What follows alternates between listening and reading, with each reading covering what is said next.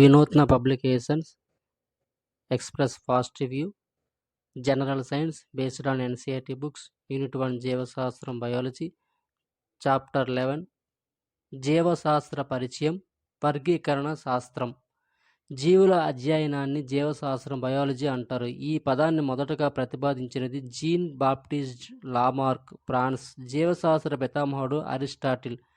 సంయుక్త సూక్ష్మదర్శిని compound మైక్రోస్కోపీని తయారు చేసింది జెకేరియస్ Johnson 1595. Electron సూక్ష్మదర్శిని electron మైక్రోస్కోపీని తయారు చేసింది నాల్ మరియు రస్కా 1931. కణమును మొదటగా రాబర్ట్ హూక్ బ్రిటన్ 1665లో క్వెర్కస్ షూబర్ అనే మొక్క బెరడు కణజాలంలో గుర్తించారు. మొదటగా గుర్తించిన కణం నిర్జీవ కణం, వృక్ష కణం. కణం అనగా లాటిన్ భాషలో చిన్న గది లేదా ఖాళీ గది అని అర్థం. రాబర్ట్ హూక్ రచించిన గ్రంథం మైక్రోగ్రాఫియా. మొదటగా సజీవ కణమును కనుగొన్నది లీవెన్ హుక్ 1674. కణ సంబంధిత సిద్ధాంతాలు. 1. కణ సిద్ధాంతం సెల్ డాక్ట్రైన్ 1838ను ప్రతిపాదించి సెల్ డాక్ట్రైన్ 1838ను ప్రతిపాదించినది. మొక్కల్లో మాథియాస్ జాకబ్ లీడన్, జంతువుల్లో థియోడర్ స్వాన్. కణమును జీవి యొక్క నిర్మాణాత్మక క్రియాత్మక ప్రమాణం అంటారు.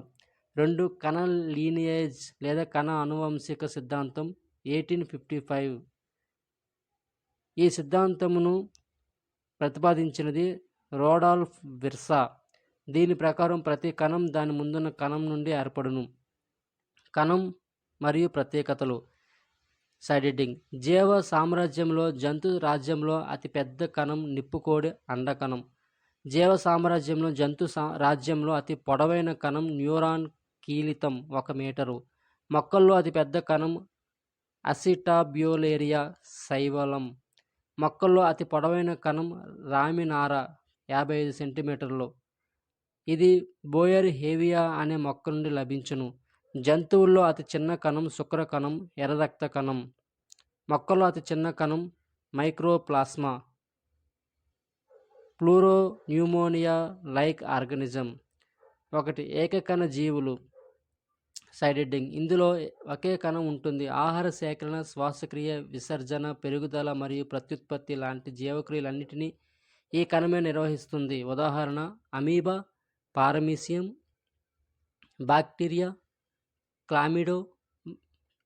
Chlamydomonas, chlorella, yeast. 2. బహుకణ జీవులు.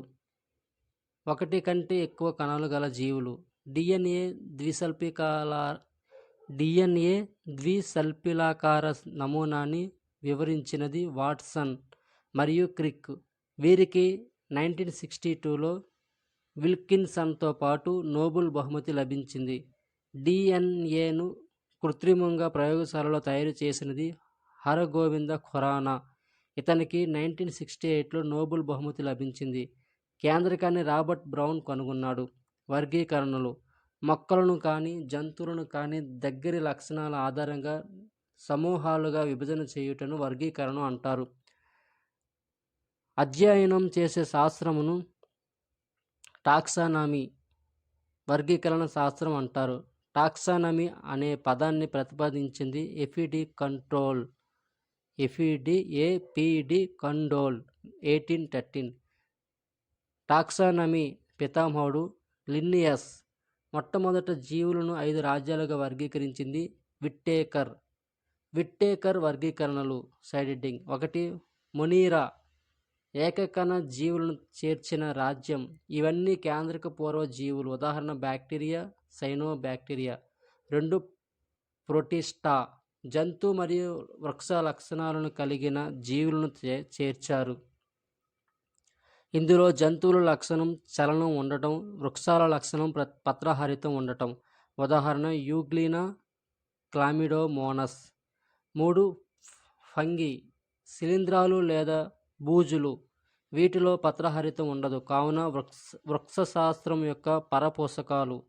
బొటానికల్ పారాసైట్స్ అంటారు. కైటిన్ చే నిర్మితమైన కణకవచం ఉంటుంది. నిల్వ ఆహార పదార్థం గ్లైకోజన్. ఇవి కుళ్ళిపోయిన సేంద్రియ పదార్థాలపై పెరిగి వాటిని విచ్ఛిన్నం చేసి నేలను శుభ్రం చేస్తాయి. కావున వీటిని నేలను శుభ్రపరిచే తోటీలు అంటారు. 4 ప్లాంటే వృక్షరాజ్యం. 5 అనిమేలియా జంతురాజ్యం.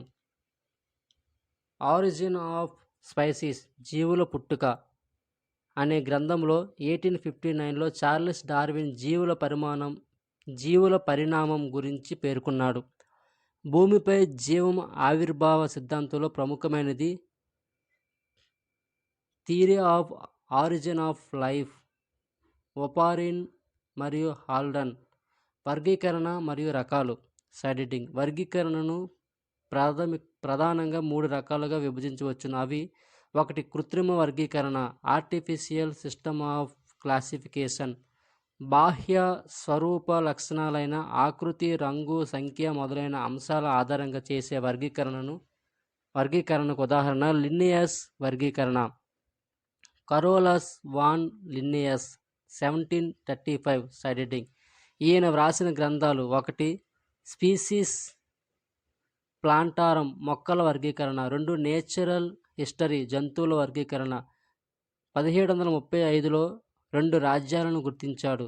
అవి: 1 వెజిటబేలియా, 2 అనిమేలియా. ఈయన 1758లో ప్రతి జీవికి 2 పేర్లతో నామకరణం చేయడం మొదలుపెట్టాడు. దీనిని ద్వినామీకరణం, శాస్త్రీయనామం అంటారు. ఇందులో మొదటి పదం ప్రజాతి జెన్యూస్, రెండవ పదం జాతి స్పైసీస్ అనే పదాలను తెలియజేస్తుంది. ఉదాహరణ: హోమో అనేది ప్రజాతి, సెపియన్స్ అనేది జాతి. 2 సహజ వర్గీకరణ నేచురల్ సిస్టమ్ ఆఫ్ క్లాసిఫికేషన్. ఎక్కువగా స్వరూప లక్షణాలను పరిగణనలోకి తీసుకునే మొక్కల వర్గీకరణ. ఉదాహరణ బెంతామ్ మరియు హూకర్ల వర్గీకరణ. ప్రస్తుతం వాడుకలో ఉన్న వర్గీకరణ విధానం బెంతామ్ మరియు హూకర్. వీరి గ్రంథం జెనిరా ప్లాంటారం. 3 వర్గ వికాస వర్గీకరణ. సైడెడింగ్. మొక్కల్లోని పరిణామ క్రమ ప్రవృత్తులను పరిగణనలోకి తీసుకుని వర్గీకరించారు.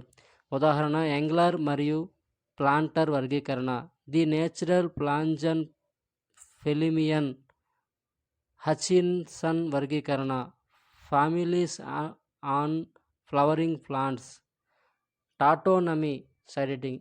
జాతి ప్రజాతి పదాలు 2 ఒకే పేరును కలిగి ఉండుట. ఉదాహరణ నాజా నాగుపాము, 2 యాక్సిస్ మచ్చల జింక. త్రినామీకరణము.